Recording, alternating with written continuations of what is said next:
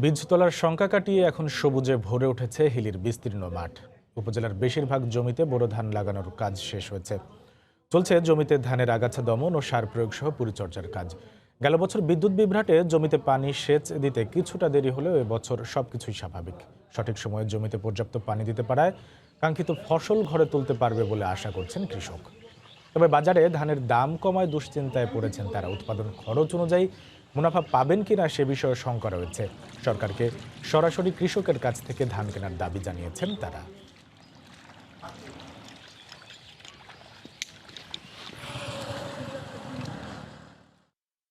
পানির জন্য ক্ষেত ভালো হয় না, এইবার পানির সমস্যা নেই, পানি প্রচুর আছে, ধানও ভালো আছে, সুন্দর। ধানের যে বর্তমানে মূল্য, এই মূল্যতে তো আমাদের তো কোনো প্রশাসন না।